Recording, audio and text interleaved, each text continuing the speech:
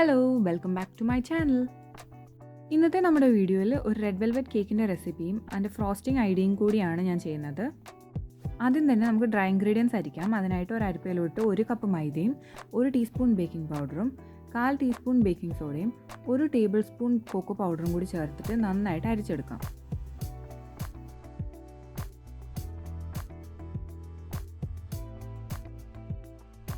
അരിച്ചെടുത്ത ശേഷം നമുക്കിതിനെ നന്നായിട്ടൊന്ന് മിക്സ് ചെയ്യണം. അല്ലെങ്കിൽ ഒരു 2-3 വട്ടം അരിച്ചെടുത്താലും മതിയാകും. ഇനി ക്ലീൻ ആയിട്ടുള്ള ഒരു ബൗളിലേക്ക് നമുക്ക് 3 മുട്ട പൊട്ടിച്ചൊഴിച്ച് കൊടുക്കാം.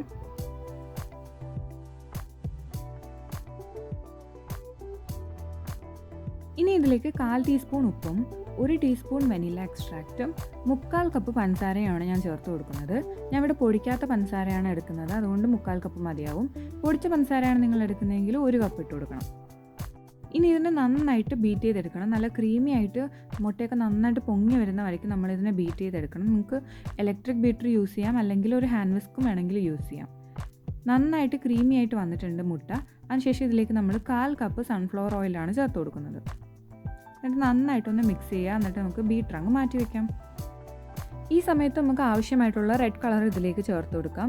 അതിൻ്റെ കൂടെ തന്നെ നമ്മൾ ഡ്രൈ ഇൻഗ്രീഡിയൻസ് അരിച്ച് വെച്ചത് ചേർത്ത് കൊടുക്കുന്നുണ്ട്. ഞാനിവിടെ 2 പോർഷനായിട്ടാണ് ചേർത്ത് കൊടുക്കുന്നത്. ആദ്യത്തെ പോർഷനായിട്ട് നന്നായിട്ടൊന്ന് മിക്സ് ചെയ്ത ശേഷം ഇതിലേക്ക് നമുക്ക് 1/4 കപ്പ് ബട്ടർ മിൽക്ക് ചേർത്ത് കൊടുക്കണം. ബട്ടർ മിൽക്ക് എങ്ങനെയാണ് ഉണ്ടാക്കുന്നതെന്ന് വെച്ചാൽ 1/4 കപ്പ് പാലിൽ ചൂടുള്ള പാലിലേക്ക് 1 ടീസ്പൂൺ വിനീഗർ ഒഴിച്ചാൽ മതിയാവും. പെട്ടെന്ന് തന്നെ ബട്ടർ മിൽക്കായിട്ട് വരും. അതിന് മുഴുവനായിട്ട് ഇതിലേക്ക് ഒഴിച്ചു കൊടുക്കുന്നുണ്ട്. എന്നിട്ട് നന്നായിട്ട് തന്നെ മിക്സ് ചെയ്യുന്നുണ്ട്. ബാക്കിയുള്ള ഡ്രൈ ഇൻഗ്രീഡിയൻസ് കൂടി ചേർത്തിട്ട് ഇതിനെ നന്നായിട്ട് മിക്സ് ചെയ്തെടുക്കാം. ഈ ടൈമിൽ നമുക്ക് കളർ പോരാന്ന് തോന്നിയാൽ കുറച്ചുകൂടി കളർ ചേർത്ത് നന്നായിട്ട് തന്നെ മിക്സ് ചെയ്തെടുക്കാം. കേക്ക് ബാറ്റർ ഇവിടെ റെഡി ആയിട്ട് വന്നിട്ടുണ്ട്. ഇനി ഇതിന് നമുക്ക് മോൾഡിലേക്ക് ഒഴിച്ചു കൊടുക്കണം. ഞാനിവിടെ 6 ഇഞ്ചിൻ്റെയും 5 ഇഞ്ചിൻ്റെയും 2 മോൾഡാണ് യൂസ് ചെയ്യുന്നത്. 1/2 kg കേക്കാണ് ഞാൻ ഉണ്ടാക്കുന്നത്. അതിനായിട്ട് 6 ഇഞ്ചിൻ്റെ മോൾഡിലേക്ക് ഞാൻ കുറച്ച് അധികം ബാറ്റർ ഒഴിച്ചു കൊടുക്കുന്നുണ്ട്. ബാക്കി വന്ന കുറച്ച് ബാറ്റർ ഞാൻ 5 ഇഞ്ചിൻ്റെ ട്രേയിലേക്ക് ഒഴിച്ചു കൊടുക്കുന്നുണ്ട്. ഇത് നമുക്ക് റെഡ് വെൽവെറ്റിൻ്റെ ഡസ്റ്റ് ഉണ്ടാക്കി സൂക്ഷിക്കാൻ വേണ്ടിയിട്ടാണ് ഞാനിത് ചെയ്യുന്നത്. കേക്കിൻ്റെ ഡെക്കറേഷന് വേണ്ടിയിട്ടാണ് നമ്മൾ ഡസ്റ്റ് യൂസ് ചെയ്യുക. അതിനുശേഷം ഇതിനെ നന്നായിട്ടൊന്ന് ടാപ്പ് ചെയ്ത ശേഷം നമുക്ക് 170 ഡിഗ്രി സെൽഷ്യസിൽ ഒരു 20 മിനിറ്റ് ബേക്ക് ചെയ്തെടുക്കാം. അപ്പോൾ തന്നെ കേക്ക് റെഡി ആയിട്ട് വന്നിട്ടുണ്ടാവും. ഇനി ഞാനിവിടെ കുറച്ച് വിപ്പിംഗ് ക്രീം ബീറ്റ് ചെയ്തെടുക്കുന്നുണ്ട്. അതിനുശേഷം കേക്ക് ബോർഡിലോട്ട് കുറച്ച് വിപ്പിംഗ് ക്രീം ആക്കി കൊടുത്തിട്ട് ഒന്ന് സ്പ്രെഡ് ചെയ്യാം. അതിനുശേഷം നമുക്ക് ഫസ്റ്റ് ലെയർ കേക്ക് വെച്ച് കൊടുക്കാം. എന്നിട്ട് ഇതിനെ നന്നായിട്ട് ഷുഗർ സിറപ്പ് ഒഴിച്ച് വെറ്റ് ചെയ്യാം.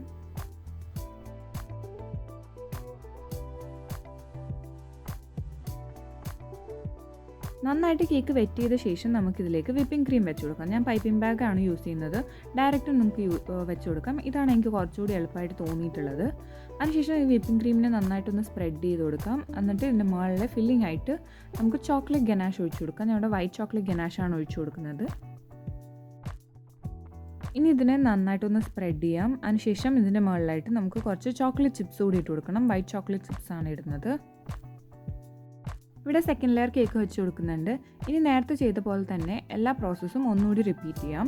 അതേ ഷുഗർ സിറപ്പ് ഒഴിച്ച് വെറ്റ് ചെയ്തിട്ട് ക്രീം വെച്ച് കൊടുക്കാം. ക്രീം വെച്ച് കൊടുത്തിട്ട് ചോക്ലേറ്റ് ഗനാഷ് അതിൻ്റെ മേലെ ഒഴിച്ചു കൊടുക്കണം. അതിനുശേഷം ചോക്ലേറ്റ് ചിപ്സ് വെച്ചിട്ട് നമുക്ക് തേർഡ് ലെയർ കേക്കും വെച്ച് കൊടുക്കാം.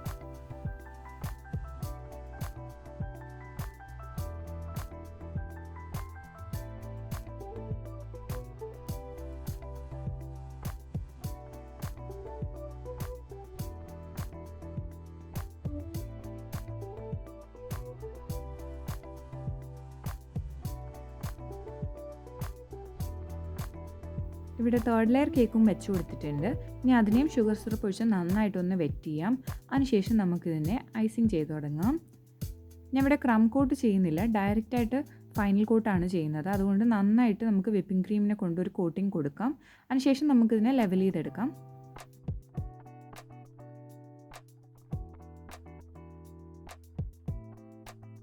നന്നായിട്ട് വിപ്പിംഗ് ക്രീം വെച്ചൊരു കോട്ടിങ് ചെയ്ത് കൊടുത്തു കഴിഞ്ഞാൽ പെട്ടെന്ന് നമുക്ക് സ്പ്രെഡ് ചെയ്ത് അതിനെ ഐസിങ് ചെയ്തെടുക്കാൻ പറ്റും. അത് ഞാനിവിടെ പാലറ്റ് നൈഫാണ് യൂസ് ചെയ്യുന്നത്. ടോപ്പ് പോർഷനൊക്കെ ഒന്ന് ലെവൽ ചെയ്ത് സൈഡും ഒന്ന് ലെവൽ ചെയ്ത് കൊടുത്ത ശേഷം ഞാൻ ഇനി ഒരു സ്ക്രേപ്പറാണ് യൂസ് ചെയ്യുന്നത്. ഒരു സിഗ്സാഗ് സ്ക്രേപ്പർ വെച്ചിട്ട് സൈഡിലൊന്ന് ഷേപ്പ് ചെയ്ത് കൊടുക്കുകയാണ് ചെയ്യുന്നത്. അപ്പോൾ ഒരു ഡിസൈനും ആകും, പെട്ടെന്ന് നമ്മുടെ ഐസിങ് വർക്ക് തീരുകയും ചെയ്യും.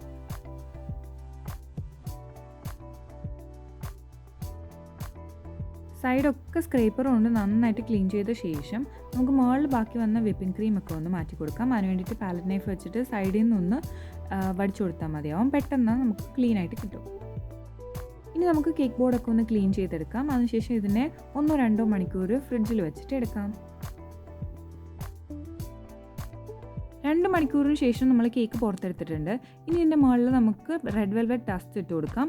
അതിനായിട്ട് ഞാൻ നേരത്തെ ഉണ്ടാക്കിയ കുഞ്ഞ് കേക്ക് ഒന്ന് പൊടിച്ചിട്ട് ഒന്ന് റോസ്റ്റ് ചെയ്തെടുത്തിട്ടുണ്ടായിരുന്നു. എന്നിട്ട് അതിനെ മിക്സിയുടെ ജാറിലിട്ട് നന്നായിട്ട് പൊടിച്ചെടുത്തു. എന്നിട്ട് നമുക്ക് ഇതുപോലെ ഒരു അരിപ്പയിൽ കൂടി ഇങ്ങനെ അരിച്ച് കേക്കിൻ്റെ മുകളിലായിട്ട് സ്പ്രെഡ് ചെയ്ത് കൊടുക്കാം. അതാകുമ്പോൾ ഈവനായിട്ട് എല്ലായിടത്തും ഒരേപോലെ വീണോളും. കേക്കിൻ്റെ മുകളിൽ ഫുള്ള് ഡസ്റ്റ് ഇട്ട് കൊടുത്ത ശേഷം നമുക്ക് ബാലൻസ് ബോർഡിൽ വീണതെല്ലാം ഒന്ന് ക്ലിയർ ചെയ്ത് കൊടുക്കാം.